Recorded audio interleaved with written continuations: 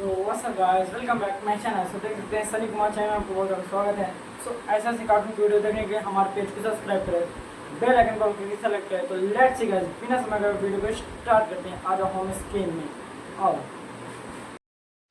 रजनी को बड़ी बड़ी हाँकने का बड़ा शौक था। वो जब भी बात करती तो सोचती भी नहीं थी कि वो क्या बोल रही है। एक दिन रजनी अपनी सास से कहती है, माँ जी, आपको पता है मेरे लिए तो अमेरिका से लेकर लंदन तक के रिश्ते आ रहे थे, लेकिन मैंने तो सोचा शादी करूंगी तो इंडिया में ही करूंगी और कहीं नहीं। तभी रजनी की ननद बोल पड़ती है, अच्छा भाभी, अमेरिका के कौन सी सिटी से रिश्ते आए थे और लड़का क्या करता था? अरे किसी मार्क करके कुछ नाम था, किसी सोशल नेटवर्किंग साइट के लिए काम करता था। भाभी, कहीं आप मार्क जुकरबर्ग की तो बात नहीं कर रही हैं? यही नाम था, तुम्हें कैसे पता?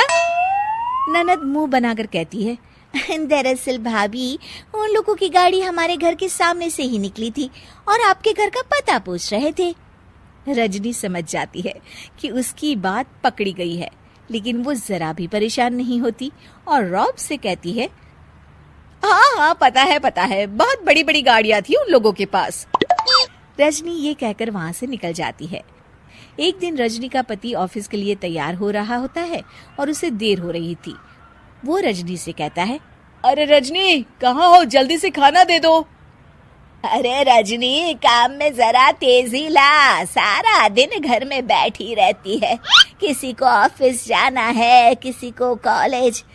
जरा नाश्ता खाना तो वक्त पर तैयार कर दिया कर। अरे हाँ हाँ, नाश्ते का डिब्बा पति को देते हुए कहती है, वो तो इस घर में काम करने वाला कोई नहीं है, वरना मैं जितना पढ़ी लिखी हूँ ना, प्रधानमंत्री की भी नौकरी मुझे आसानी से मिल जाए। तभी रजनी की ननद फिर उसके मजे लेने के लिए रजनी के पति की तरफ देखकर मुस्कुराती है और रजनी से पूछती है, अच्छा भाभी, वैसे कौन सी डिग्री की जरूरत होती है प्रधानमंत्री बनने के लिए? हमें भी तो बता दो। अरे कुछ खास नहीं, बीपीएम या एपीएम। सभी रजनी की तरफ हैरानी से देखकर पूछते हैं, बीपीएम और एपीएम ये क्या है रजनी? रजनी अकड़ कर कहती है, अरे पढ़े लिखे हो तो पता चले ना, बैचलर इन प्रधानमंत्री और मास्टर इन प्रधानमंत्री। अब क्या था, रजनी की ननद और पति मुंह छुपा छुपा कर हंसकर निकल जाते हैं।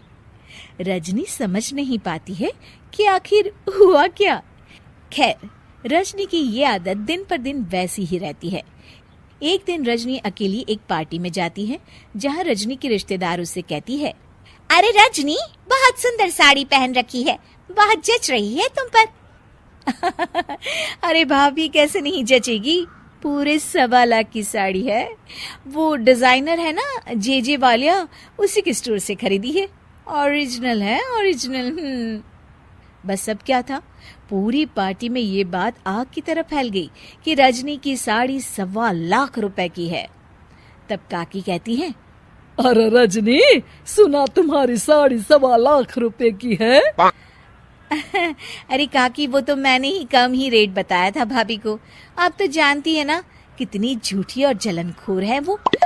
है तो ये साड़ी करीब 2 लाख रुपए की, लेकिन मैंने उन्हें 1.25 लाख ही बताई। हाँ। और रजनी, इतनी महंगी साड़ी लेने की क्या जरूरत थी? अरे ये तो कुछ नहीं है काकी, मेरे शादी का लहंगा तो मेरे पापा ने 80 लाख का दिलवाया था। हीरे लगे थे, हीरे मेरे लहंगे में। हाँ। भोली भाली काकी के पास खड़ी उनकी बहू बोल पड़ती है, अच्छा रजनी भाभी, फिर क्या किया? आपने उन हीरो के गहने बनवा लिए होंगे। चलो माँ, मुझसे तो अब यहाँ खड़ा भी नहीं हुआ जा रहा। ये बोलकर दोनों वहां से चली जाती है। लेकिन रजनी की साड़ी तो चर्चा का विषय ही रहती है। अचानक पार्टी में एक महिला आती है, जिसने बिल्कुल रजनी जैसी साड़ी पहनी होती है। सभी उसे देखते हैं और उसके पास जाकर पूछते हैं, अरे सुनीता, कैसी हो? बड़ी सुंदर लग रही हो। सभी सुनीता के पास जाते हैं। रजनी भी खड़ी होकर उसे देखती है और अपनी चोरी पकड़ी जाने पर घबरा रही होती है। मैं तो ठीक हूँ, आप लोग सब मेरे पास कोई खास बात क्या? और अब बेटिया, ये साड़ी तेरी बड़ी प्यारी है, कहाँ से ली? और बुरा न मानना, कितने की ली? अरे काकी, आप तो बड़ी है, आपकी बात का क्या बुरा मानना।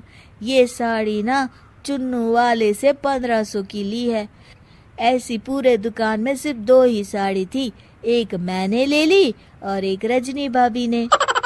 तभी सुनीता की नजर रजनी पर पड़ती है। अरे रजनी भाभी, आपने भी वही साड़ी पहनी है। फोन पर बात कर लेती तो मैं कुछ और पहनाती। अब क्या था, रजनी की तरफ सारे रिश्तेदार देखने लगते हैं और रजनी वहां से सर पट निकल जाती है।